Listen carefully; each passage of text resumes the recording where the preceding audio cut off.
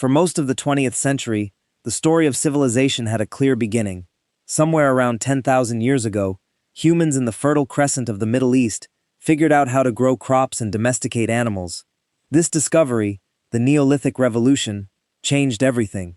Settled communities replaced nomadic bands. Surplus food allowed specialization. Specialization allowed complexity. Complexity over centuries produced cities, writing, religion, and everything we call civilization. The sequence was clean, the logic was airtight, and the timeline was settled. Then, in 1994, a Kurdish shepherd named Shavak Yildiz noticed something unusual while walking his flock across a limestone ridge in the hills above the Harran Plain in southeastern Turkey. He saw a carved stone protruding from the ground. He reported it to a local museum. A German archaeologist named Klaus Schmidt arrived to investigate, and what Schmidt began uncovering over the following years demolished the clean sequence entirely. Göbekli Tepe was not a settlement, it was not a farm, it was not a city, it was a temple.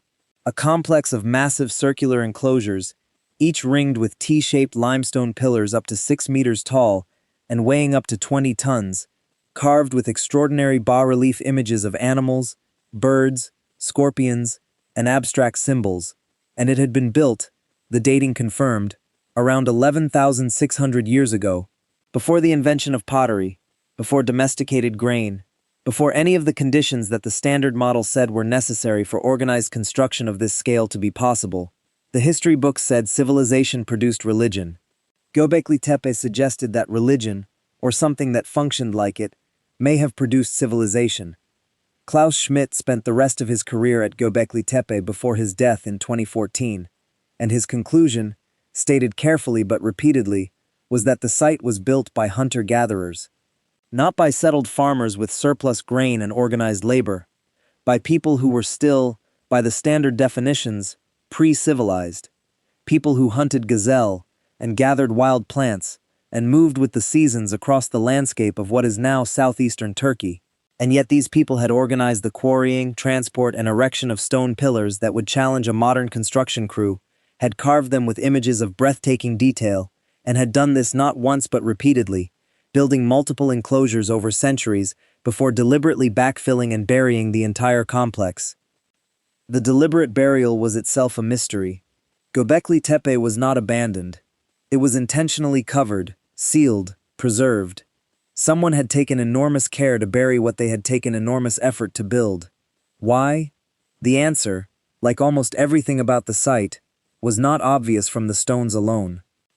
What the stones could not tell Schmidt, what no amount of archaeological excavation could fully reveal, was who these people were in the deeper biological sense. Where did they come from? What population did they belong to? And what happened to them after the site was buried and the enclosures went silent? The ancient DNA was waiting in the bones of their descendants, and when it was finally read, it rewrote not just the story of Göbekli Tepe, but the story of how civilization itself began. The genomic study that changed the conversation about Göbekli Tepe was not published about the site itself. The preservation conditions at the site have yielded very limited biological material suitable for ancient DNA analysis. Instead, the crucial genetic work came from a series of comprehensive studies of ancient populations across the Fertile Crescent and Anatolia, particularly a landmark 2019 paper in Cell, led by researchers including David Reich at Harvard and Ron Pinhasi at the University of Vienna, which analyzed ancient genomes from multiple sites across the region, spanning the critical transition period from the pre-agricultural to the early agricultural Neolithic. What those studies revealed about the population that built Göbekli Tepe and lived in the broader region of southeastern Turkey and northern Syria during the pre-pottery Neolithic period was startling in its implications. The people of this region, the population to which the Göbekli Tepe builders almost certainly belonged, were genetically distinct from the populations to the west and north of them. They belonged to what researchers designate as the Anatolian and Levantine Neolithic lineages, ancient genetic clusters whose ancestry can be traced through the hunter-gatherer populations of the Middle East, back into the deep Paleolithic. They were not newcomers. They had been in this region, or in the broader zone of the Fertile Crescent, for tens of thousands of years before the first stone was erected at Göbekli Tepe. But here is what the ancient DNA revealed that no archaeology could have told us. These people, the builders of the world's oldest known temple complex, did not simply stay in southeastern Turkey and gradually develop into the farming societies that would eventually spread agriculture across the world. They dispersed in multiple directions, at different times, and their dispersal was the mechanism through which the Neolithic Revolution actually spread. The standard model of the Neolithic Revolution had imagined it primarily as a diffusion of ideas. Agriculture, the model suggested, spread from the Fertile Crescent outward because neighboring peoples observed the advantages of farming, adopted the techniques, and passed them on. Genes would have stayed largely in place while knowledge traveled. The ancient DNA showed the opposite. Agriculture spread because people moved. The genomic signature of Fertile Crescent populations, specifically populations closely related to the Göbekli Tepe builders, appears across Anatolia, across the Aegean, across Europe, across South Asia, in patterns that can only be explained by actual migration, by the physical movement of people carrying their seeds, their animals, their knowledge, and their genomes into new territories. The Neolithic Revolution was not primarily a diffusion of technology, it was a diaspora. The implications for Göbekli Tepe are profound. The people who built the temple complex were not a local curiosity, a brief fluorescence of architectural sophistication that then faded without consequence. They were, or were closely related to, the founding population of one of the most consequential demographic expansions in human history. The descendants of the Göbekli Tepe builders, or of the broader population to which they belonged, are the ancestors of much of the modern population of Europe, South Asia, and the Middle East. They are, in a very real genomic sense, among the most influential people who ever lived, and we knew almost nothing about them until ancient DNA made their story readable. There is a specific finding within the ancient DNA research that deserves particular attention because of how it reorients everything we thought we understood about the transition from hunting and gathering to farming. The genomic data shows that the agricultural revolution in the Fertile Crescent was not a single event in a single place. It happened, essentially simultaneously, in multiple distinct populations across the broader region, populations that were genetically different from each other, that had been separated for thousands of years before they each independently began developing the same suite of agricultural practices. This means that agriculture was not invented once and adopted by everyone else. It emerged multiple times, in multiple populations, across a relatively short period of time, in the same broad region, and the trigger for this simultaneous emergence, whatever it was, is one of the most profound unsolved questions in the history of our species.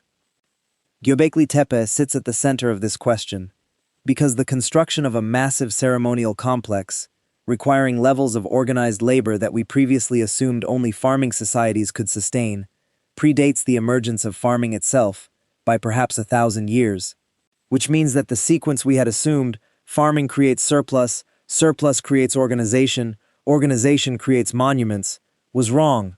Organization, perhaps driven by communal ritual, may have come first. An organization, once established, may have created the conditions under which farming became possible, rather than the other way around. Schmidt himself proposed this argument explicitly in the years before his death.